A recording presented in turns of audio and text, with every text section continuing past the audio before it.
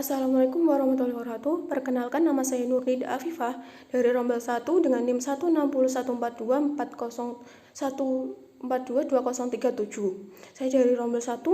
Saya akan mengerjakan tugas UAS dasar-dasar PAUD. Saya akan membahas tentang metode pembelajaran Helen Parkhurst. Helen Parkhurst yang lahir pada tahun 1807 di Amerika. Saat umur 15 tahun, beliau sudah membelajarkan dan menjabat sebagai guru di kota Dalton. Di sekolah ini, Parkhurst membelajarkan anak sekitar 40 orang.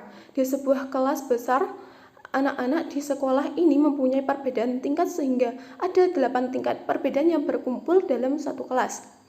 Seperti yang dikutip oleh Seo Jono 1988, bahwa Helen Parkhurst pernah belajar di sekolah Montessori di Italia. Sebagai anak dan asisten Montessori, ia semakin mengetahui keunggulan dan kelemahan sistem pembelajaran Montessori, terlalu menekankan pada individu sehingga anak-anak kurang bersosialisasi, sehingga banyak alat-alat pembelajaran yang dilakukan secara kaku dan monoton. Pandangan Helen Parkhurst mempunyai pandangan bahwa kegiatan pembelajaran harus disesuaikan dengan sifat dan keadaan individu yang mempunyai tempat dan irama perkembangan yang berbeda satu dengan yang lain.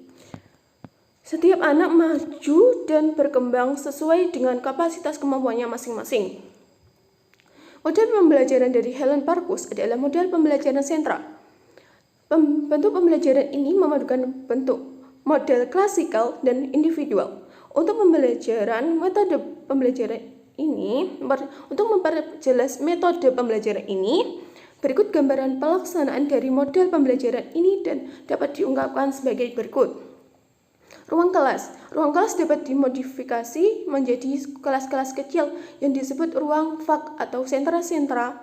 Setiap ruang fak atau sentra terdiri atas satu bidang pengembangan rasio cukup, ukuran kelompok ideal maksimal 10 anak. Ruangan cukup luas 5-7 meter persegi per anak. Macam-macam sentra. Yang pertama, sentra imtak, keimanan dan ketakwaan. Seperti dapat dilihat dari gambar tersebut. Yang kedua, sentra bahan alam. Seperti yang ada di gambar tersebut, anak-anak mencoba menanam kacang hijau dengan kapas di dalam cangkang telur. Yang ketiga, seni sentra. Di sini anak-anak seperti melukis sesuai imajinasi mereka. Yang keempat, sentra bermain. Peran sesungguhnya. Di sini dapat dilihat pada gambar bahwa anak-anak dapat bermain peran sebagai nahkoda dan lalu ada penumpang. Kemudian sentra bermain peran microplay. Di sini bermain perannya lebih kecil menggunakan miniatur dan dapat dilihat dari gambar berikut.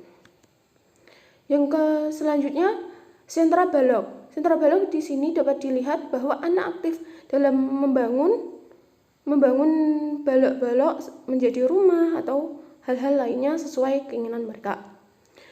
Lalu, sentra persiapan. Di sini terdapat bahwa anak-anak sedang bermain manik-manik, menyusun untuk persiapan ke jenjang selanjutnya. Kemudian guru. Setiap guru harus mencintai dan menguasai bidang pengembangan masing-masing. Guru harus memberikan penjelasan secara umum kepada murid-murid yang mengunjungi sentranya sesuai dengan tema dan yang dipelajari. Tugas dan bahan dan tugas. Bahan pengajaran setiap sentra terdiri dari bahan minimal dan bahan tambahan.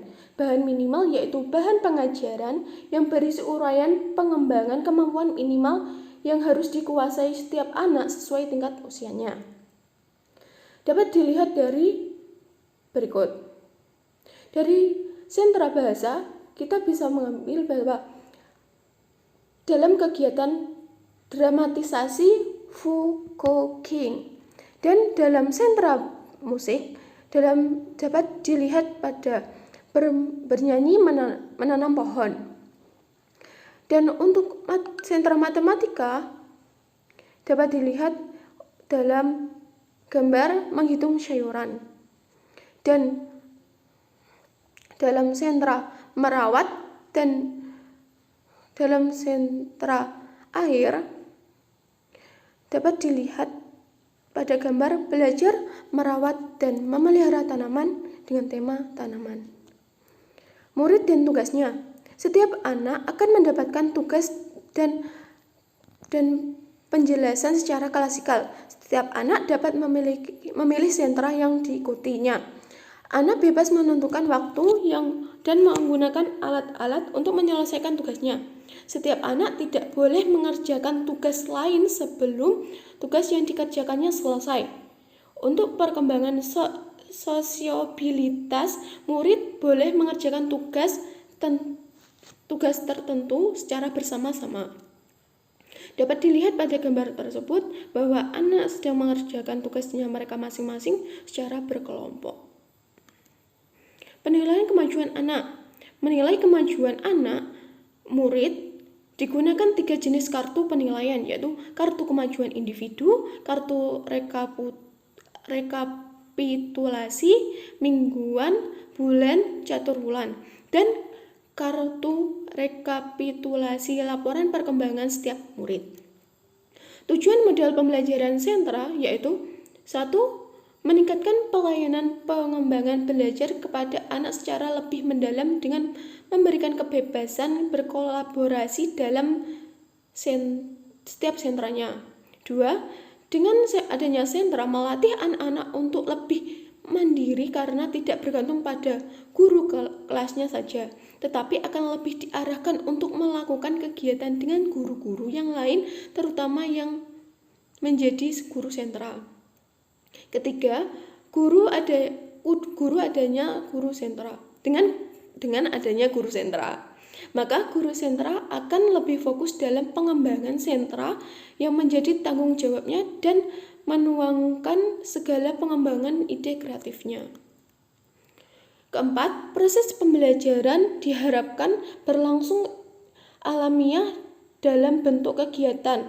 Anak bekerja mengalami bukan transfer pengetahuan dari guru ke anak. Kelima, dalam konteks itu, anak mengerti apa makna belajar, apa manfaatnya, dalam status apa mereka, dan bagaimana pencapaiannya. Mereka sadar bahwa apa yang mereka pelajari akan berguna bagi kehidupannya nanti. Keenam, anak dapat memposisikan diri sendiri yang memerlukan suatu bekal untuk kehidupannya nanti. Dalam hal ini, guru sentra bertugas sebagai pengarah dan pembimbing atau inspirator. Sekian dari saya. Terima kasih. Maaf jika ada salah kata. Wassalamualaikum warahmatullahi wabarakatuh.